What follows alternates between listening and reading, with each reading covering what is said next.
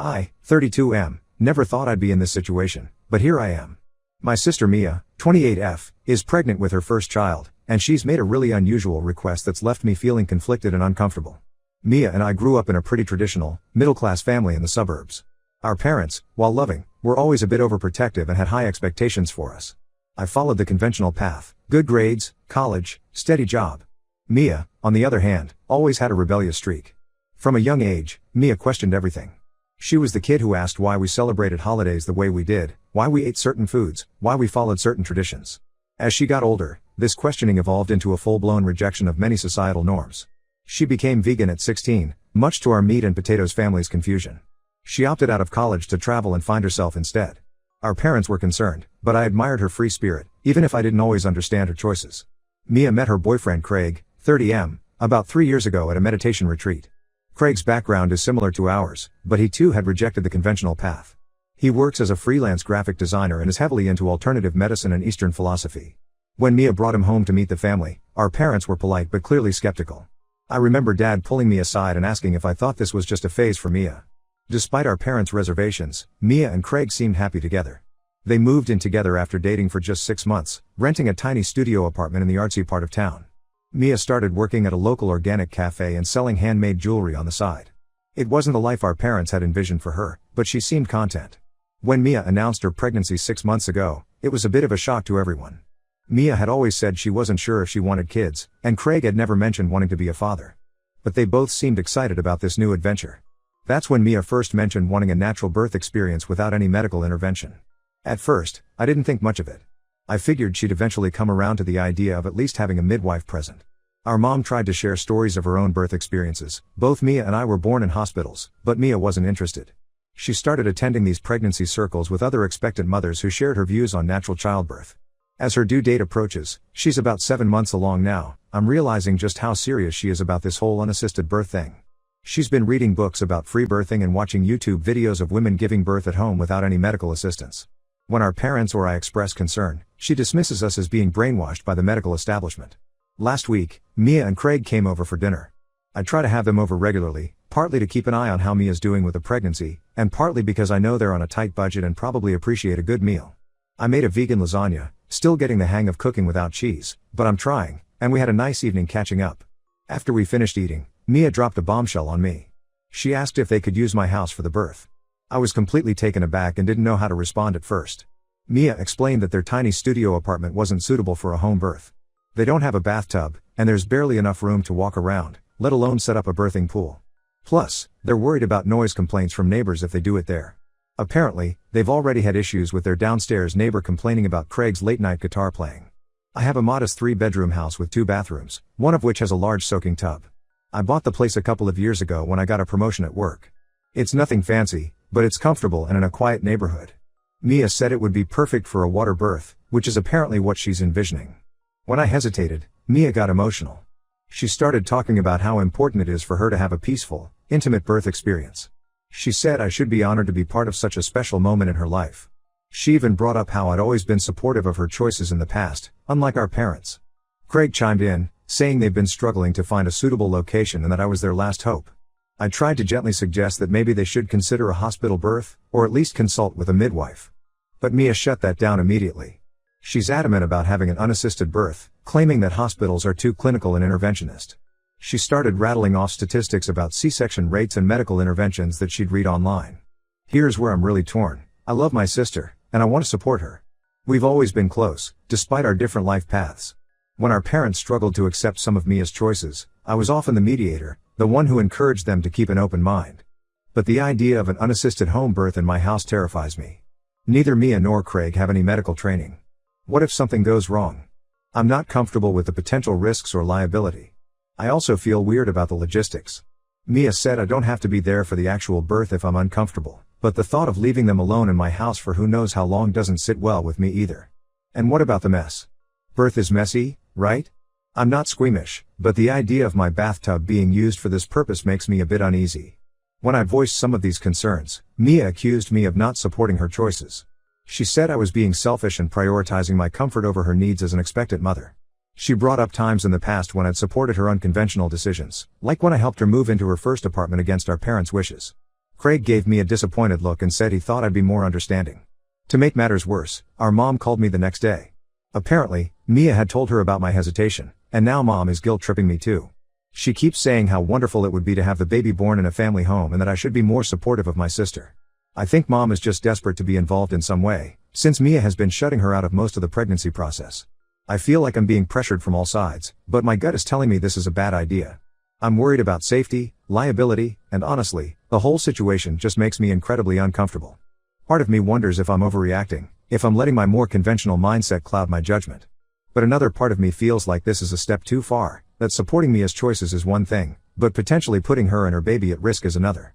I've tried reaching out to some of Mia's friends to see if they can talk sense into her, but most of them seem to share her views on natural childbirth. I even considered calling Craig's parents, but I've only met them a couple of times and I'm not sure how they'd react. So, Reddit, Ida for not wanting my sister to give birth in my house? Am I being unsupportive, or are my concerns valid? I'm really struggling with this decision and could use some outside perspective.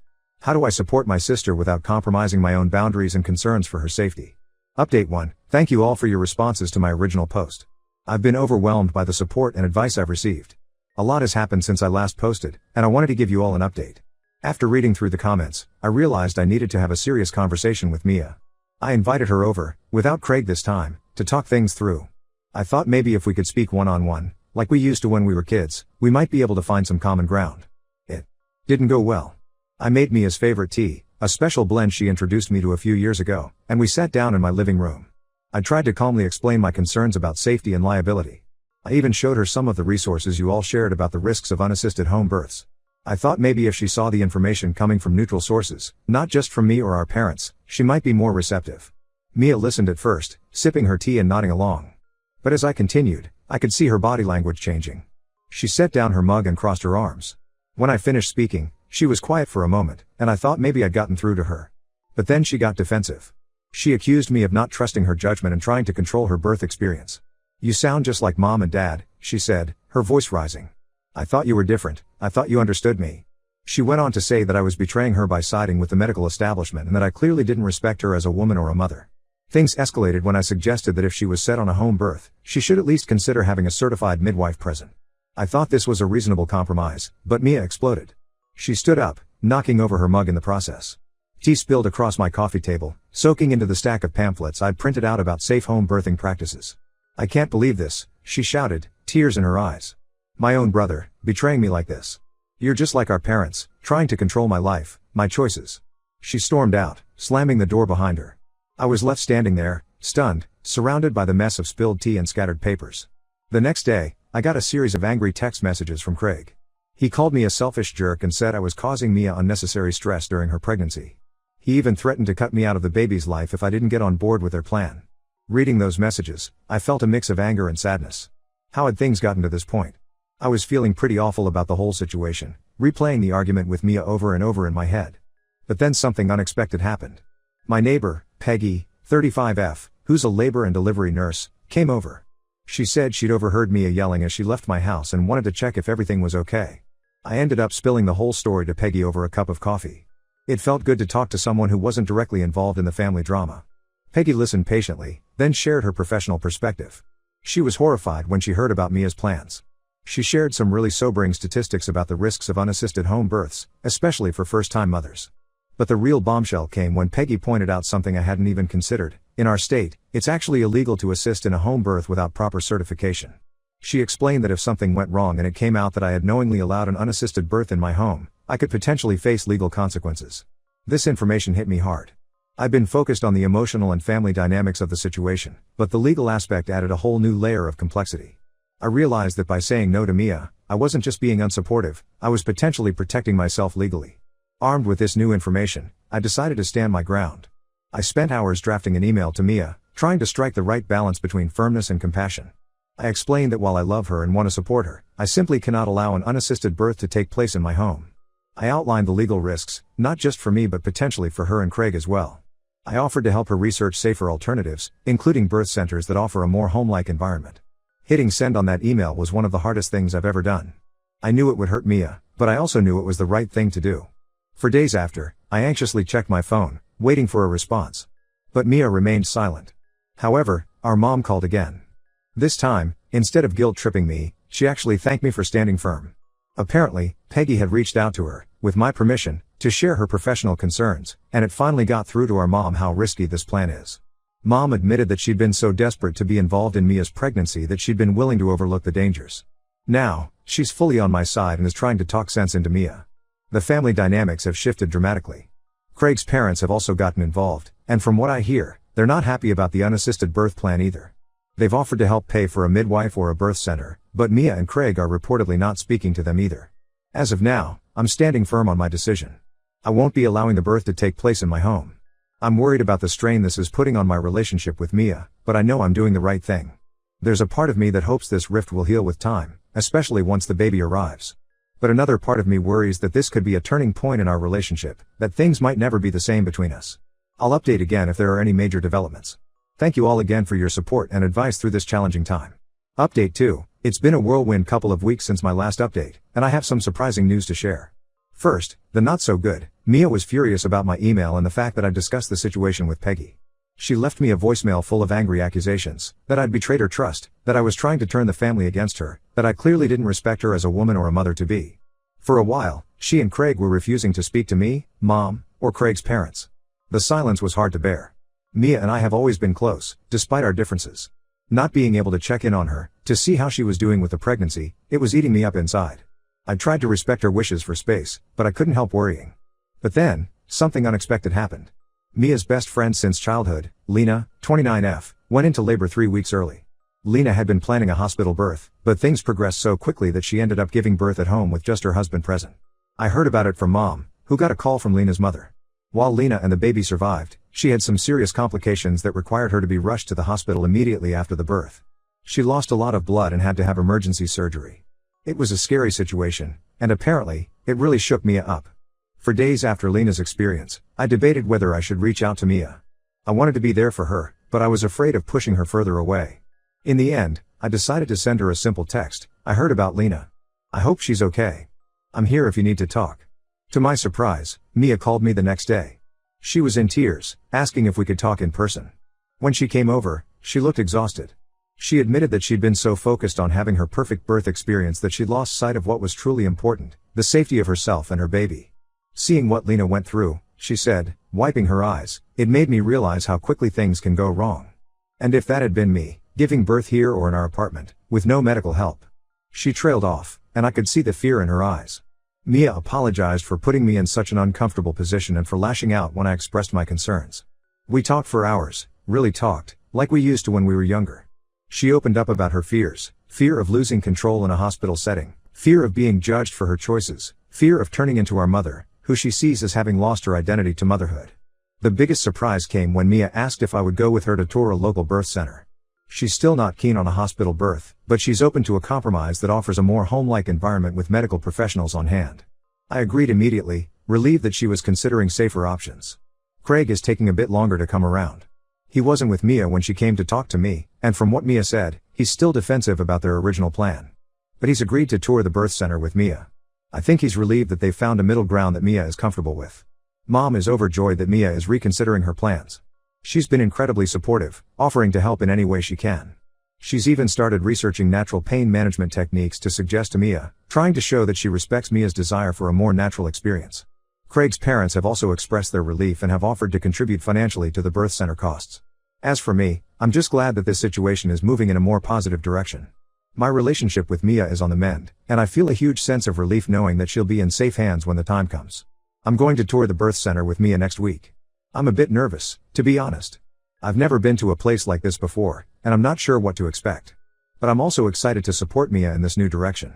I've been doing some research of my own about birth centers, trying to understand their approach and philosophy better. There's still a long way to go. Mia and Craig have a lot to process, and I know there will be more conversations and probably some disagreements ahead. But for now, I'm just grateful that we're talking again, that Mia is considering safer options, and that our family seems to be coming together rather than being torn apart by this. I'll post another update after the birth center tour to let you all know how it goes and what Mia decides. Thank you all again for your support and advice throughout this challenging situation. Update 3. Hello everyone, I'm back with what will likely be my final update on this situation. A lot has happened since I last posted, including the arrival of my new niece. First, the birth center tour went really well. Mia was impressed by the homey atmosphere and the staff's supportive approach to natural birth. She particularly liked that they had birthing tubs available, which aligned with her desire for a water birth. The midwives there were patient and understanding, answering all of Mia's questions without judgment. I could see Mia relaxing as we went through the tour, and by the end, she seemed much more at ease with the idea. Craig came along too, and while he was quieter, I could tell he was paying close attention to everything. He asked some good questions about their emergency procedures and transfer protocols if something were to go wrong. I think seeing the professionalism of the staff and the well-equipped facilities helped him feel more comfortable with the idea. After the tour, Mia officially decided to give birth at the center. There was a moment, as we were leaving, when Mia turned to me and said, "Thank you for pushing me to consider this. I think this is the right choice." It meant a lot to hear that from her. The weeks leading up to the birth were much calmer than I expected. Mia and I grew closer as I supported her through this change of plans. She even asked me to be present at the birth, which I was honored to accept, though I was also a bit nervous about it. Now, for the big news. 2 weeks ago, Mia went into labor. It was a long process, about 18 hours in total. I won't go into all the details, but I will say that I have a whole new level of respect for what women go through during childbirth. Seeing my sister in pain was hard, but the midwives were amazing at supporting her and helping her through it. There were some tense moments. At one point, the baby's heart rate dropped, and the midwives were concerned. They were prepared to transfer Mia to the hospital if needed, but, thankfully, things stabilized. Seeing how quickly the staff responded and how prepared they were for complications really drove home how important it was to have medical professionals present.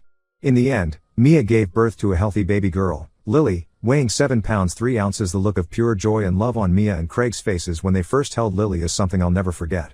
Despite her earlier insistence on an unassisted birth, Mia later told me that she felt empowered and supported throughout the whole process at the birth center. After the birth, Mia pulled me aside and thanked me. She admitted that if she had gone through with the unassisted home birth, things could have gone very differently when the baby's heart rate dropped.